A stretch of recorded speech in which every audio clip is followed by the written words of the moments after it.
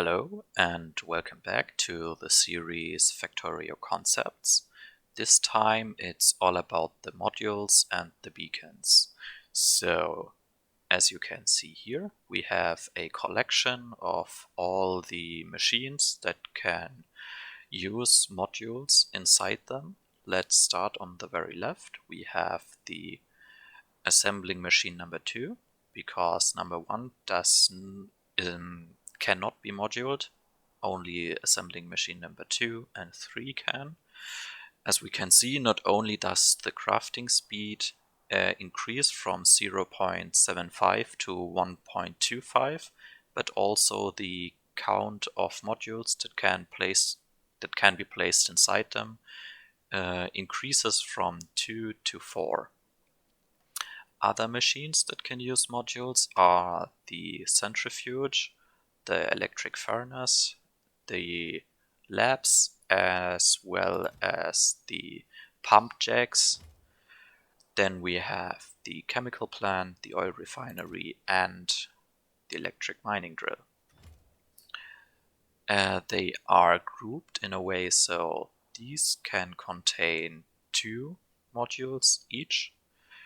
These can contain 3, and here we have the 4 modules, because in the late game factory you will use mostly assembling machine tier 3, and yes, so you will have upgraded all your assembling machines tier 2.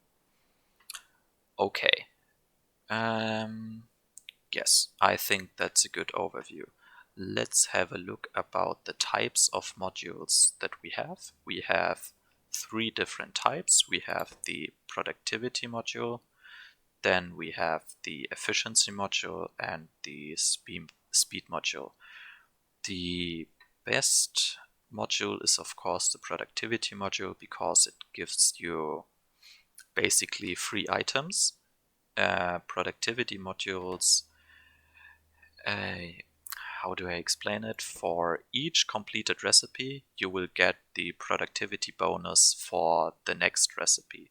So as we can see, productivity module tier 3 gives us a productivity of 10%. We have 4 modules inside this one assembling machine. So for each completed recipe, we get 40% of this recipe completed again. So we can do the math in our heads. For each every second completed recipe, we will get 1 basically free item on top, and 0.2 as well. So yes, so after 5 completed recipes we got how many do we get? 5 times 0.4. Yes, makes 2 complete ones. And I said it wrong. For every 3 complete recipes, we get 1.2 extra. So when we complete 5 recipes, we get 2 products basically for free. That's what I meant to say. Then we have the speed module, which can also be placed inside the beacon.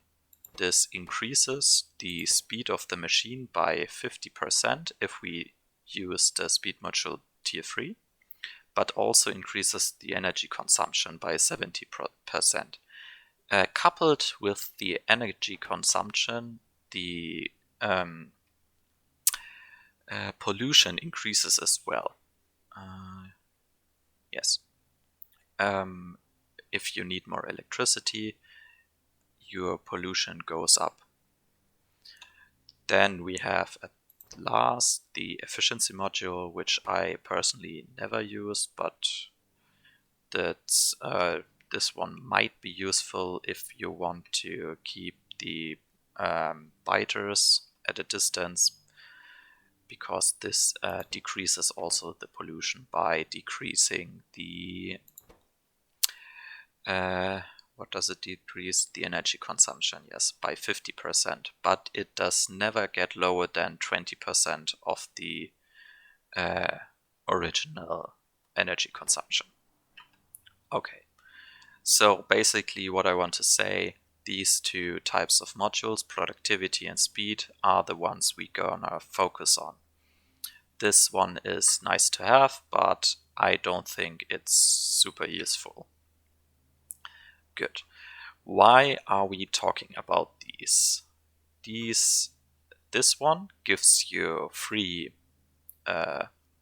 products, especially useful, but not shown in here because I forgot it, inside the rocket silo, because who doesn't want free rocket parts? You can put 4 productivity modules in there, and so you will have to put way less of these rocket control units, low density structures, and rocket fuel inside to get a rocket completed. So this cuts down immensely the production cost for making rockets.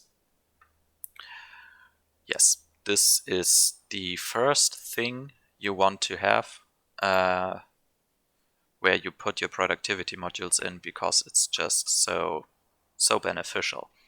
The second one where you should put your productivity modules in is the labs, because basically all your science gets a boost of 20%, so you can get 20% more research with the same amount of science. And who does not want that? Because especially when you have the utility science and the production science, you know that those are quite expensive. So why not get even more free research out of them? This works, of course, with the space science packs as well. So you can double basically what I want to say. You can stack those bonuses. You get the productivity for the rocket itself, and then you get the productivity for your science packs too. So that cuts down the resource consumption of your base significantly. Okay. Now we have talked about these very specific edge cases where it's absolutely it's a must to do that. Yes. Okay. Now that we have those covered, let's talk about the space usage. I have put here two layouts for beaconed machines. As we can see here, these machines are fully beaconed. You cannot fit any more beacons inside the structure to get more speed on these assembling machines. So we have 2 assembling machines type 3 with a crafting speed of 8. So we have a total crafting speed of 16. Now let's have a look on this setup. We have 1, 2, 3, 4, 5, 6 assembling machines, and those are not fully beaconed, but the space usage on these is still better than those, because the total crafting speed here is 16, and if we want to count the productivity modules in, we would say 16 times 1.4, so we have 22.4 materials per second if we have a 1 second crafting recipe. Now let's take a look here. We have 5.5 4 times, so let's 5.5 times 4 and add on top of that 2 times the 4.25 and then multiply it by 1.4, and we have a total crafting speed of 42.7, which means we have more than doubled the amount of crafting that can be done inside this one. I know this one is slightly bigger. It's 1 tile larger on the width than this one, but the increase in crafting that can be done inside this module outweighs this loss of one tile greatly, yes. So if we want to do compact designs, keep in mind those rows of beacons and rows of assembling machines are the go-to design principle to compact your factory down. This one may lead to greater speed in one assembling machine, but in the overall pack, it's less. To demonstrate this, I want to, not this especially, but to demonstrate how great those beacons are in compressing the factory. Let's have a little look on some blueprints I'm using myself. So here we have the comparison between a factory that produces one full red belt outbound of green circuits, and next to it we have one full blue belt of green circuits outbound. This one is fully beaconed, much more compact, and uses less materials due to the productivity. Maybe not less than this one, but less, definitely less than a comparable machine without productivity modules that produces a blue output belt. A few other examples are up here. Here we have a machine that produces 2.25 blue circuits per second.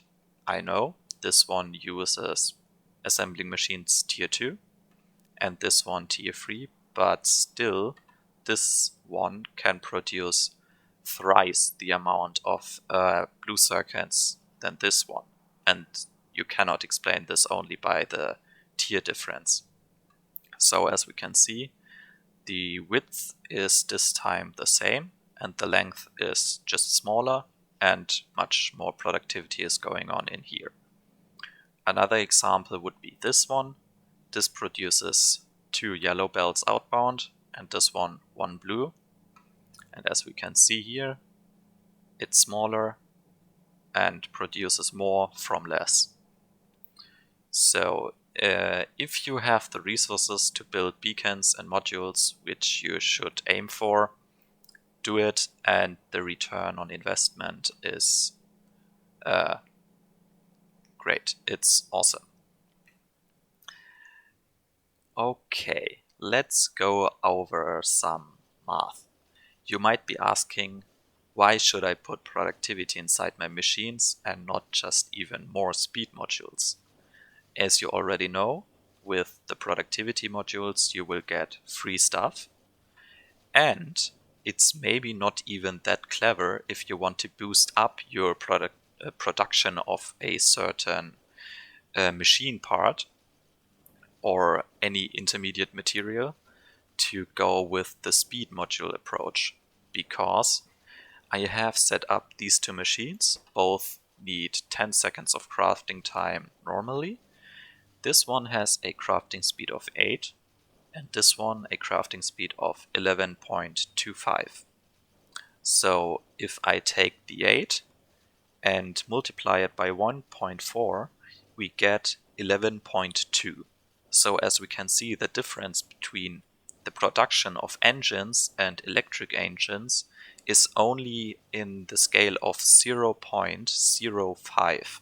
So we get more from less, and the production overall is very comparable. Let's open the production screen, go to the 10 minutes, and as we can see, we do produce slightly more electric engines than engine units, but the difference is very small. And for and if we have if we can choose, we should always choose the productivity module. Yes. In some cases, this difference is even better for the productivity module. If we compare these two, we can see that this one has a crafting speed of 6.7. Let's do the same math again, times 1.2. then we get to a crafting speed of 8.04. This one only has a crafting speed of 8. Yes, and as we can see, it's... Why is that? Oh yes, this makes totally sense.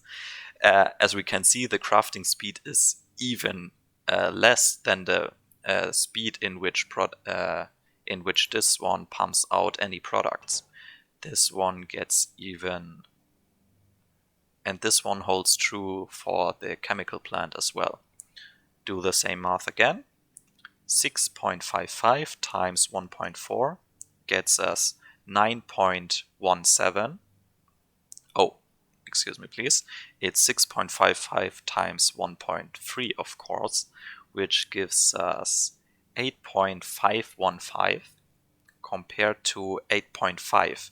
So again, we have more products produced in the same amount of time with productivity modules than with speed modules.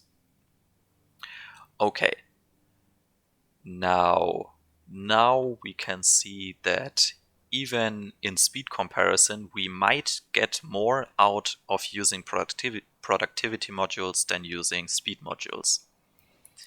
Keep that in mind when building your factory, because free stuff is good stuff.